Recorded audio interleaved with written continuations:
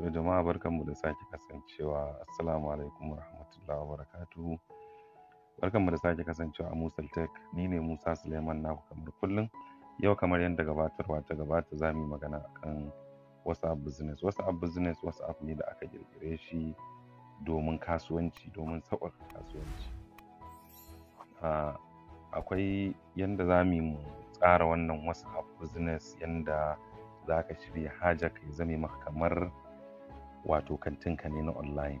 Abin zai burge ka sosai domin mun saba amfani da WhatsApp, wasu kuma suna ma amfani da WhatsApp business amma yanayin yanda za a tsara shi wasu da yawa ba sa tsara shi yanda ya kamata, yanda zai taimake su a kasuwancin sosai. To ku biyo mu a cikin shirin domin ganin waɗannan fa'idoji. Da farko za a je a ɗauko WhatsApp business idan baka riga ka ɗauko shi ba. Za mu ɗauko WhatsApp business ɗinmu. Already na riga na saka lambata kamar yadda aka yi bayani. Shi WhatsApp business kamar yadda ka san WhatsApp ɗinka normal haka za ka saka lambarka a turo ma code ka saka kamar da yadda muke buɗe WhatsApp. Bambancin su shine da ka shigo mataki na farko za ga sun ce ma create your business profile. To kun ga kamar a nan za ka iya zuwa ka ɗauko hoto.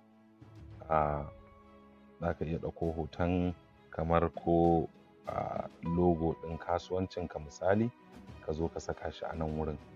Nan kuma za ka rubuta sunan ainihin business ɗinka, kamar mu nan za mu yi amfani da Musal Tech. Za ka yi amfani da sunan kasuwancinka.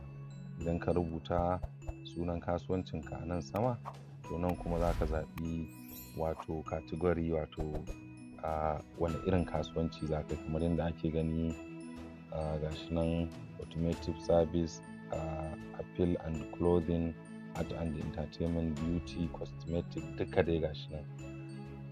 Kamar nan education, idan kamar ko koyarwa za ka dinga yi misali, duka dai gashi nan. To mu yanzu nan mu za mu saka misali kamar education, tunda gwaji muke yi misali. Kuma nan ma za ka iya dannawa zai baka more option. Nan za ka saka description ɗinka. Misali ka rubuta kamar kasuwancin naka, akan me kake yin kasuwancin naka, shine description. To da fatan dai muna bibiya. Nan kuma za ka iya saka business address ɗinka, shi ma duka rubuta. Daga nan za ka ce next. Amma wannan description ɗin yana da muhimmanci mutum ya tsaya ya rubuta menene kasuwancin shi yake ciki, wani irin kasuwanci kake, yanda daga abokan hulɗarka sun zo ba sai sun tsaya tambayar ka ba, za su ga bayanai akan shi wannan kasuwanci da kake. Saboda duba da lokaci shi yasa ba za mu tsaya dogon bayani ba akai. To yanzu gashi nan ina yin initialization kamar yadda dai inda yake ce mana create a catalog, wato ka shirya catalog ɗin kamar shagonka, kantocin shagonka, kamar yadda ake zuba kaya a shago in za mu ambace shi da hakan. To nan za mu ce get started. To kun ga gashi nan ya ba kasuwancin mu, ya ɗauko sunan da muka sa, ya saka mana.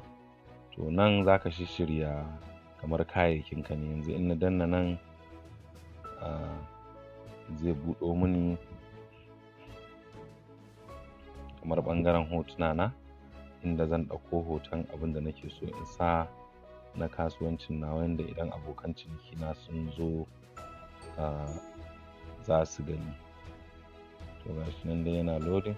To kafin ya ɗauko hoton zai baka dama ka shigar da bayanai har da farashin kayan. Amma misali gashi nan inda za ka danna ka ɗauko hoton, misali in ka ce gallery, in ka shigo cikin misali gallery ɗinka, za ka iya yin scrolling. Misali bari kamar mu duba cikin download. To kamar ina so in ɗauko wannan lemon misali, ko da wannan haka da wannan. To in ka ɗauko kamar hotunan da kake so sai ka danna OK ka dawo. Kun ga gashi nan ya kawo mana hotuna kamar yadda ake gani. To ka iya cewa save, sai ka yi OK. To ba mu shigar da bayanan item ɗin ba. Wannan ma iya cewa lemo misali, kamar yadda ake gani lemo ne muka ɗauko. to daga nan kuma sai ka faɗi farashin lemon nan, misali mu ce naira 100 inda kaga ya ce mana price Nigerian naira, farashin Najeriya tunda mu a nan Najeriya muke. Sai description kai bayanin menene wannan hajar taka. Wannan yana da muhimmanci to amma saboda duba da lokaci ba za mu tsaya yin wannan jawabin ba. Za ma ka iya danna nan ya ƙara baka wasu damammaki domin ka sa link ɗinka in kana da website ko wani wuri da kake so mutum ya je, da kuma ainihin code item in kayan naka suna da dai wani code, duk dai ƙarin wani abun nan ne na sauƙaƙa kasuwanci. To daga nan za ka iya cewa save, to zai maka saving ɗin ainihin wannan catalog na farko da ka shigar. Shi wannan catalog za ka iya shigar da catalog masu yawa. Kun ga yanzu gashi nan lemon naira 100, duk wanda ya zo zai gani in ya danna a kai zai buɗe mai gashi nan. Kun ga lemon gashi nan naira 100, kaga abun akwai burgewa. In ya ja zai ga hotunan gashi nan kamar yadda kuke gani, tunda daman hotuna kusan guda 3 muka ɗora a kai duk gasu nan, ko hotuna nawa ka saka duka zai fito zai baka su a nan. Kuma inda a ce mun rubuta review a nan, da mun rubuta description a nan sorry, to da zai fito mana da description. To wannan shine dai WhatsApp business. Yau za mu tsaya a nan domin duba da lokaci, sai a tara a shiri na gaba inda za mu ci gaba da bayani akan WhatsApp business. Bissalam, ni ne naku Musa Suleiman, kamar kullum sai mun haɗa a shiri na gaba.